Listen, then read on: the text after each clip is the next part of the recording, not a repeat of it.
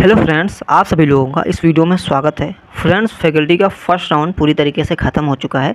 Admission जितने भी बच्चों को कराना था लगभग सभी का हो चुका है और एडमिशन की जो लास्ट डेट थी आप सभी को पता है कि 14 अगस्त तक थी। तो जिनको एडमिशन लेना था तो उन लोगों ने 14 अगस्त तक एडमिशन ले लिया है। अब बात रही कि इसके बाद क्या प्रोसेस होने वाला है। तो देखो, ये फर्स्ट राउंड था, पूरी तरीके से ख़त्म हो चुका है। अब इसके बाद होगा सेकेंड राउंड और सेकेंड राउंड के बाद होगा थर्ड राउंड, ठीक है। और थर्ड राउंड के बाद कोई भी राउंड नहीं होगा। तो जितने भी लोगों को सीट मिलना होगा सेकेंड राउंड में मिल जाएगा या फिर थर्ड राउंड में मिल जाएगा। इसके बाद अगर आपको लगता है कि मॉक राउंड होगा, ऑफलाइन काउंसलिंग होगी, तो ऐसा कुछ नहीं होगा, क्योंकि जो सीटों की संख्या है वो बचने वाली नहीं है, क्योंकि बहुत ज़्यादा एडमिशन फर्स्ट राउंड में हो चुके हैं। अभी फर्स्ट राउंड के बच्चे सेकेंड राउंड में अपग्रेड करने के लिए भी पार्टिसिपेट करेंगे। तो बहुत सारी सीटें ऐसी हैं जो मतलब कि आपको चांसेस रहेगा कि हाँ मिल जाए, क्योंकि जो फर्स्ट राउंड के बच्चे हैं वो ज़्यादा बेहतर सीट के लिए सेकेंड राउंड में पार्टिसिपेट करेंगे। तो अब देखो, सेकेंड राउंड कब से स्टार्ट होगा। तो देखो, फैकल्टी बहुत ज़्यादा टाइम भी लेती है और इस साल तो फास्ट काम कर रही है, लेकिन कहीं ना कहीं बहुत सारी गलतियों की वजह से बच्चों को परेशानी हो रही है। तो देखो, सेकेंड राउंड का चांसेज है कि 20-22 अगस्त तक स्टार्ट होगा, क्योंकि बीच में भी छुट्टी है, त्यौहार है। तो 20-22 अगस्त तक आप लोग ये समझ लो कि आपका जो सेकेंड राउंड वो स्टार्ट होगा। तो मैं आपको क्लियर कर दूं कि सेकेंड राउंड में सभी लोग पार्टिसिपेट कर सकते हैं, ऐसा कोई नहीं है जो नहीं कर सकता। जिन्होंने फर्स्ट राउंड में नहीं किया है वो लोग भी कर सकते हैं, जिन्होंने फर्स्ट राउंड में किया है, एडमिशन ले चुके हैं, वो लोग भी कर सकते हैं। देखो, अपग्रेड कराने का क्या प्रोसेस है वो मैं थोड़ा सा क्लियर कर दूं। अगर आपको जो कोर्स और कॉलेज मिला है वो पसंद का नहीं है तो सेकेंड राउंड में आप लोग फिर से पार्टिसिपेट कर सकते हैं। मतलब कि उसी तरीके से जिस तरीके से फर्स्ट राउंड में आपने पहले रजिस्ट्रेशन किया, ठीक है, रजिस्ट्रेशन किया, उसके बाद चॉइस को भरा, उसके बाद अलॉटमेंट आया, इसी तरीके से सेकेंड राउंड भी होगा। अगर आपने एडमिशन ले लिया है, आपका एडमिशन कंप्लीट हो चुका है, तो सेकेंड राउंड में पार्टिसिपेट कर सकते हैं। सेम प्रोसेस वही है जिस तरीके से फर्स्ट राउंड में था। देखो, अगर आपको सीट मिल जाता है, ठीक है, मान लिया आपने KGMU कॉलेज में आपको कोई दूसरा कोर्स मिला हुआ है, मान लिया कि कार्डियो का कोर्स मिला हुआ है KGMU में और आपको चाहिए LT, ठीक है, तो आप क्या करेंगे, सिर्फ LT कोर्स सेकेंड राउंड में डाल देंगे। अगर आपको LT कोर्स मिल जाता है तो कार्डियो की जो सीट रहेगी वो पूरी तरीके से खाली हो जाएगी, मतलब फिर आपका उस पर कोई हक नहीं रहेगा, वो दूसरे को मिल जाएगी। अब जो कोर्स आपको LT मिल चुका है इसमें आपको फिर से कॉलेज जा कर के एडमिशन लेना पड़ेगा, नहीं तो फिर अगर आप एडमिशन नहीं लेंगे तो ये सीट भी चली जाएगी। मतलब पहले वाली आपकी चली गई है, अगर आपको नया मिल गया है तब गई है। अब अगर नहीं मिलता है, मान लिया आपने चॉइस को भर दिया है और नहीं मिला, तो पहले वाला आपका बना रहेगा। मान लिया आपको फर्स्ट राउंड में कार्डियो मिल गया है और सेकेंड राउंड में आपने LT के लिए अप्लाई किया है और LT आपको नहीं मिला है, तो आपको परेशान नहीं होना। आपने जो आपको पहले से मिला हुआ है वो कोर्स बना रहेगा, परेशान होने की ज़रूरत नहीं है। अब पार्टिसिपेट करने के लिए क्या क्या ज़रूरत लगेगी, तो देखो, जिन लोगों ने एडमिशन ले लिया है, एडमिशन कंप्लीट करा लिया है, तो मैं पहले ही क्लियर कर दूं, 5500 का पिछले साल रजिस्ट्रेशन हुआ था अपग्रेड कराने के लिए।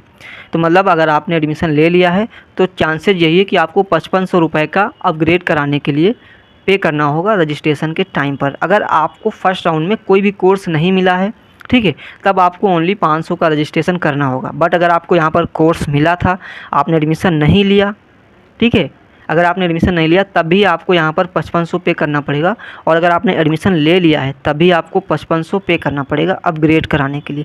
तो कुल मिला के जिन्हें नहीं मिला है उन्हें सिर्फ 500 पे करना पड़ेगा, क्योंकि उनका ऑलरेडी पहले से 5000 सेव है।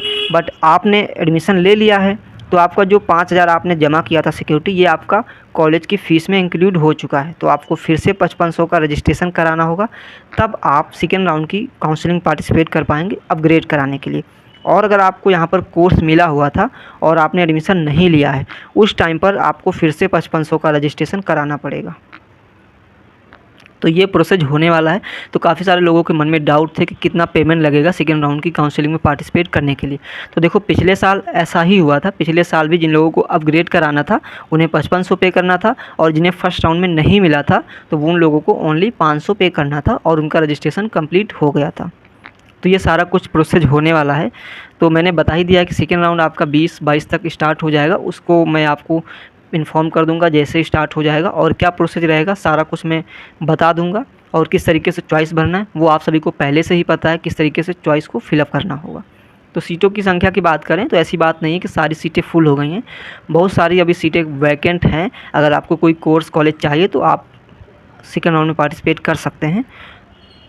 और एक चीज़, अगर आपको कॉलेज नहीं पसंद है, आपने एडमिशन ले लिया है, तो कॉलेज भी चेंज हो जाता है। जैसे मान लिया आपने जेएसवीएम कॉलेज ले लिया है, ठीक है, और आपको चाहिए केजीएमयू, तो मान लिया आपको जेएसवीएम में क्या मिला हुआ है, एलटी मिला हुआ है, और आपको केजीएमयू में एलटी चाहिए, तो आप केजीएमयू कॉलेज को भी, मतलब कि जेएसवीएम कॉलेज को भी चेंज कर सकते हैं। मान लिया सेकेंड राउंड में क्या करेंगे कि केजीएमयू कॉलेज में जो एलटी की सीट है वो आप लोग फिलअप कर देंगे, तो चांसेस रहेगा कि अगर आपको मिल जाता है तो जेएसवीएम वाली जो सीट रहेगी वो खाली हो जाएगी और केजीएमसी की जो सीट है वो मिल जाएगी।